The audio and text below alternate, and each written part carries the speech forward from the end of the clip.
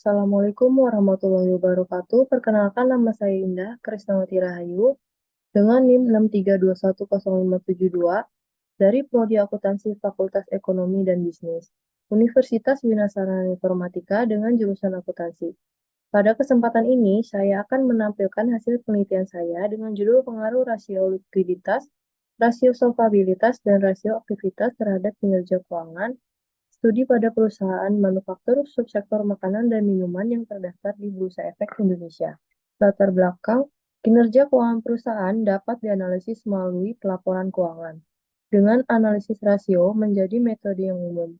Analisis rasio melibatkan perhitungan berdasarkan laporan keuangan dan interpretasi hasilnya, memungkinkan perusahaan mengevaluasi profitabilitas, likuiditas, efisiensi, serta penggunaan dana dan biaya.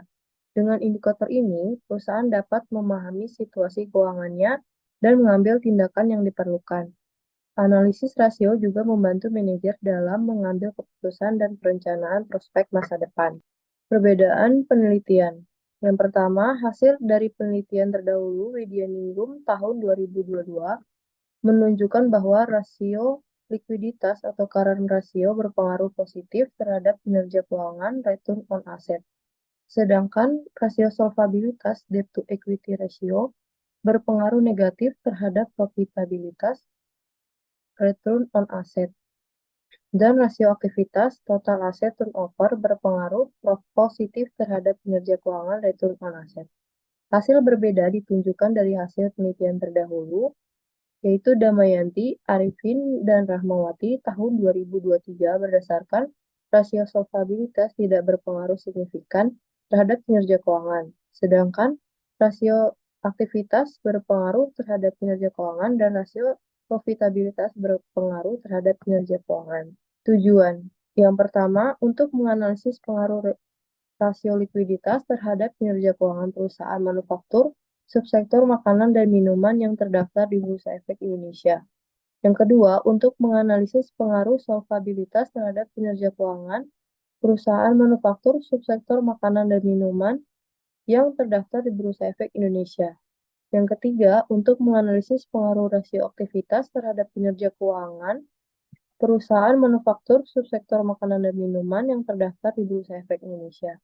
Yang keempat, untuk mengidentifikasi interaksi antara rasio likuiditas, solvabilitas, dan aktivitas dalam mempengaruhi kinerja keuangan perusahaan manufaktur, subsektor makanan dan minuman yang terdaftar di Bursa Efek Indonesia. Tinjauan pustaka. Yang pertama ada likuiditas. Likuiditas mengukur kemampuan perusahaan untuk memenuhi kewajiban jangka pendek.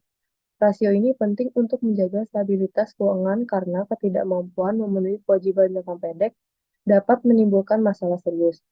Penelitian ini menggunakan current ratio karena menggambarkan aset lancar sebagai alat bayar untuk kewajiban perusahaan.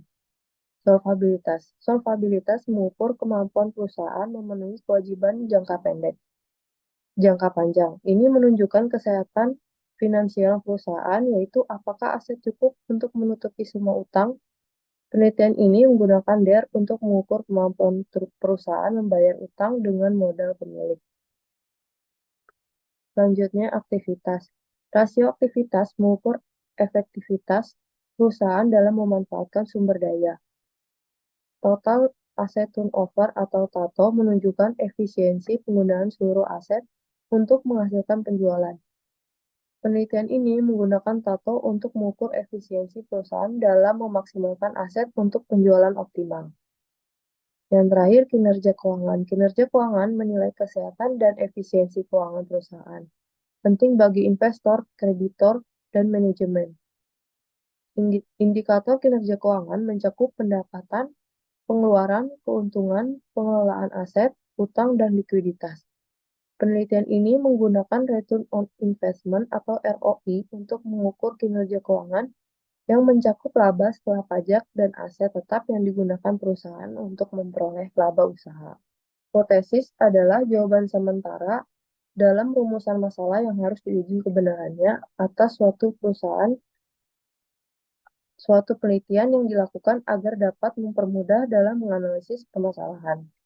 Berdasarkan judul penelitian, pengaruh rasio likuiditas, rasio solvabilitas, dan rasio aktivitas Terhadap kinerja keuangan, studi pada perusahaan manufaktur, subsektor makanan dan minuman yang terdaftar di BI, berdasarkan penjelasan dari kerangka konseptual di atas, maka hipotesis penelitian ini adalah K1, rasio likuiditas berpengaruh positif terhadap kinerja keuangan perusahaan manufaktur, subsektor makanan dan minuman yang terdaftar di BI. H2, rasio solvabilitas berpengaruh negatif terhadap kinerja keuangan perusahaan manufaktur, subsektor makanan dan minuman yang terdaftar di BI. K3, rasio aktivitas berpengaruh positif terhadap kinerja keuangan perusahaan manufaktur, subsektor makanan dan minuman yang terdaftar di BI. Dan yang keempat, rasio likuiditas, rasio solvabilitas, dan rasio aktivitas secara simultan berpengaruh signifikan terhadap kinerja keuangan perusahaan manufaktur subsektor makanan dan minuman yang terdaftar di BI. Selanjutnya, metode penelitian.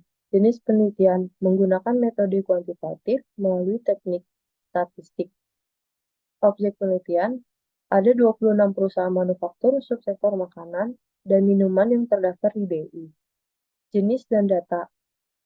Jenis dan sumber data. Jenis data kuantitatif, sumber data sekunder, teknik pengumpulan data melalui data sekunder, dan sumber diambil dari website BI www.idx.co.id. Variabel penelitiannya, variabel Y menggunakan kinerja keuangan dengan rumus ROI, variabel X likuiditas menggunakan rumus current ratio, solvabilitas dengan rumus debt equity ratio, dan aktivitas menggunakan rumus total asset turnover. Metode analisis data menggunakan program IBM SPSS versi 25 untuk analisis statistik. Pengujian data menggunakan uji statistik deskriptif, uji asumsi klasik, uji regresi linear berganda, uji hipotesis.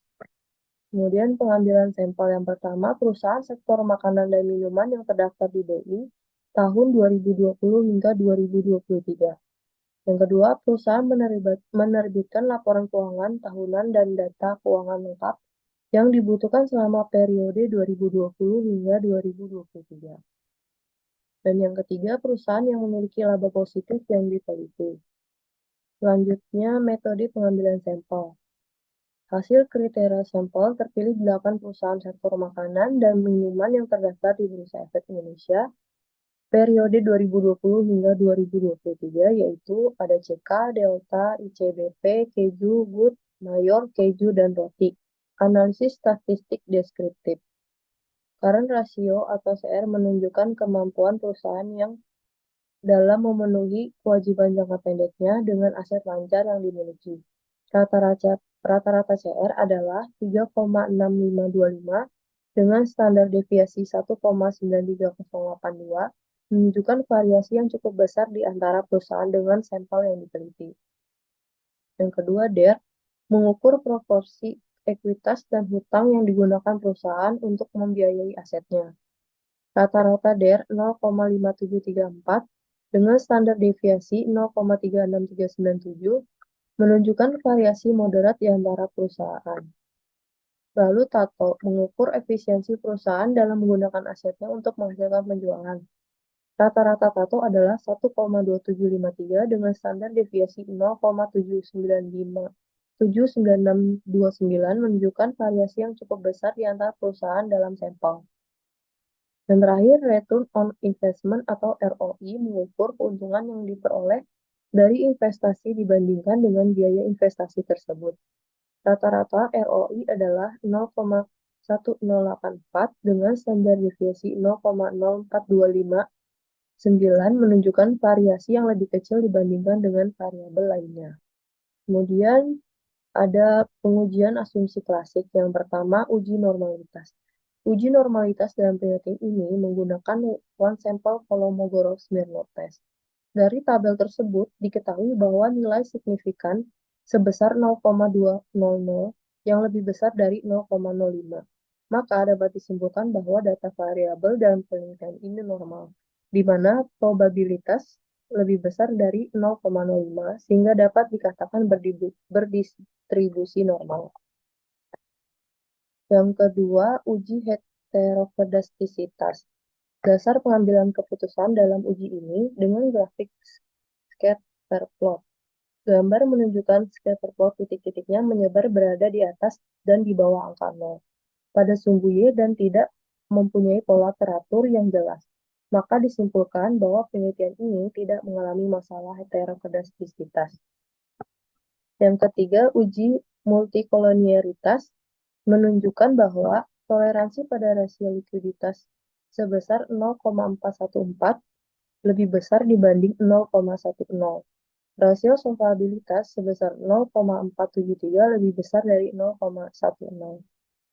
Dan rasio aktivitas sebesar 0,753 lebih besar dari 0,10.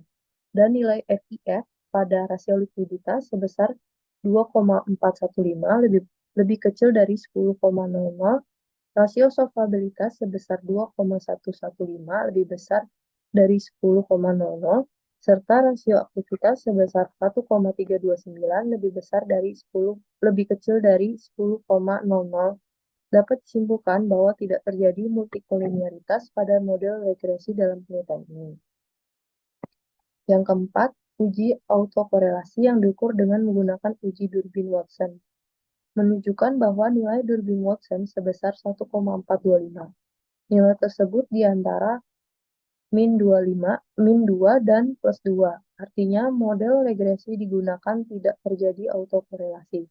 Sehingga model regresi dalam penelitian ini layak untuk diuji pada analisis selanjutnya. Selanjutnya, analisis regresi berganda.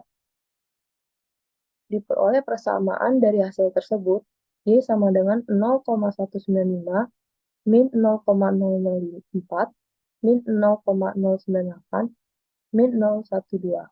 Berdasarkan persamaan regresi linear berganda, dapat diketahui bahwa nilai konstanta sebesar 0,15.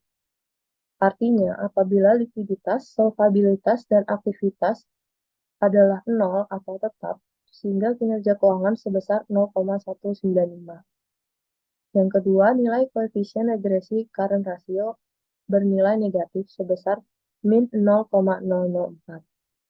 Nilai tersebut menunjukkan pengaruh negatif berlawanan arah antara variabel CR terhadap kinerja keuangan ROI. Artinya apabila likuiditas meningkat satu satuan, maka ROI akan mengalami penurunan sebesar min 0,04. Yang ketiga, nilai koefisien regresi debt to equity ratio bernilai negatif min 0,098. Nilai tersebut menunjukkan pengaruh negatif berlawanan arah antara variabel DER terhadap kinerja keuangan ROI. Artinya, apabila solvabilitas meningkat satu satuan, maka ROI akan mengalami penurunan sebesar min 0,098. Dan yang keempat, nilai koefisien regresi total asset turnover bernilai negatif sebesar min 0,12. Nilai tersebut menunjukkan pengaruh negatif berlawanan arah antara variabel Pareto terhadap kinerja keuangan ROI. Artinya, apabila aktivitas meningkat satu satuan, maka ROI akan mengalami penurunan sebesar min 0,12. Selanjutnya, pengujian hipotesis. Uji T. T-tabel dapat dihitung dengan alfa dibagi 2, N sama dengan jumlah sampel, dikurangin K, sama dengan jumlah variabel X, dikurangin 1.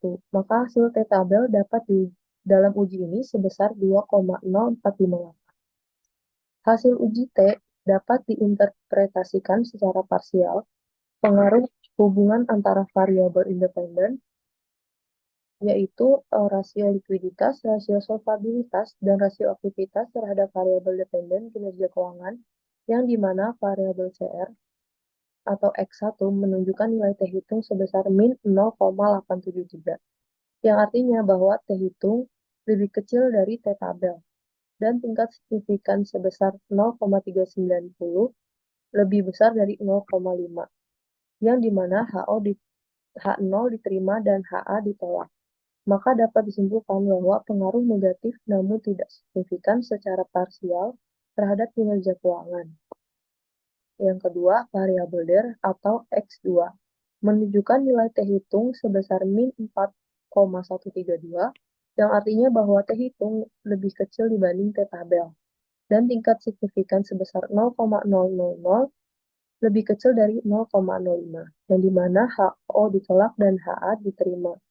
Maka dapat disimpulkan bahwa solvabilitas berpengaruh negatif dan signifikan terhadap kinerja keuangan. Yang terakhir, variabel Tato atau X3 menunjukkan nilai terhitung sebesar min 1,424, yang artinya bahwa terhitung lebih kecil dari T tabel, dan tingkat signifikan sebesar 0,105 lebih besar dari 0,05, yang dimana H0 diterima dan HA ditolak. Maka dapat disimpulkan bahwa berpengaruh negatif namun tidak signifikan secara parsial terhadap kinerja keuangan. Selanjutnya, F tabel dapat dihitung dengan K sama dengan jumlah variabel X, N sama dengan jumlah sampel dikurangin K jumlah variabel X. Maka hasil F tabel dalam uji ini sebesar 2,93.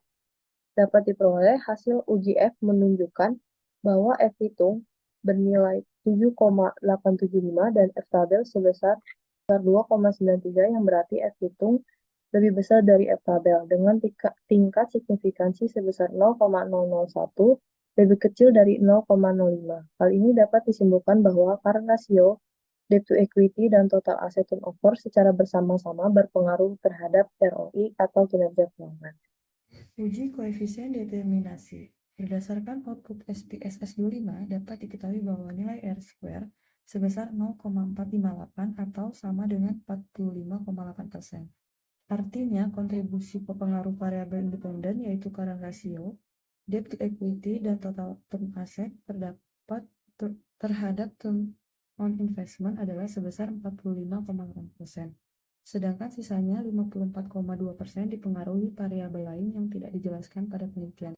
Kesimpulannya, berdasarkan penelitian yang dilakukan pada perusahaan manufaktur subsektor makanan dan minuman yang terdaftar di Bursa Efek Indonesia periode 2020 hingga 2023, beberapa kesimpulan dapat diambil sebagai berikut. Yang pertama, pengaruh likuiditas terhadap kinerja keuangan yang memiliki pengaruh positif dan signifikan terhadap kinerja keuangan perusahaan. Ini menunjukkan bahwa perusahaan yang mampu memenuhi kewajiban jangka pendeknya dengan aset lancar keuangan yang lebih baik.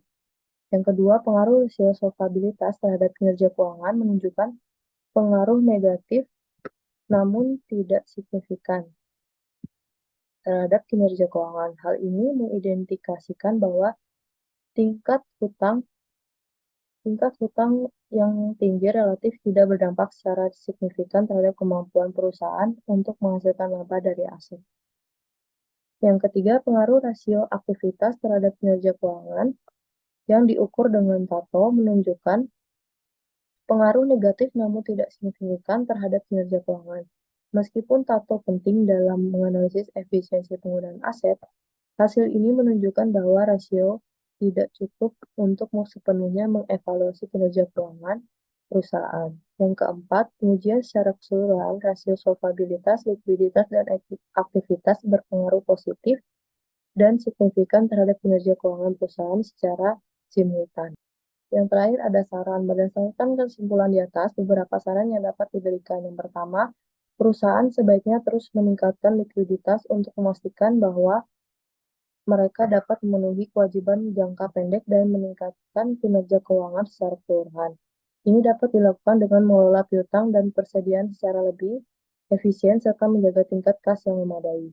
Meskipun rasio solvabilitas tidak menunjukkan pengaruh signifikan terhadap kinerja keuangan, perusahaan tetap harus berhati-hati dalam mengelola tingkat hutang untuk menghindari resiko finansial yang berlebihan.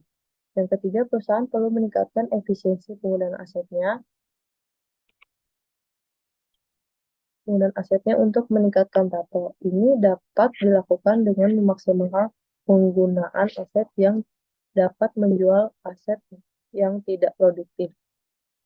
Yang keempat, perusahaan harus secara rutin melakukan pengawasan dan evaluasi secara rutin terhadap kinerja keuangan berdasarkan rasio-rasio keuangan utama untuk mengidentifikasi area-area yang memerlukan perbaikan dan pengambilan tindakan yang diperlukan untuk meningkatkan kinerja keuangan secara keseluruhan.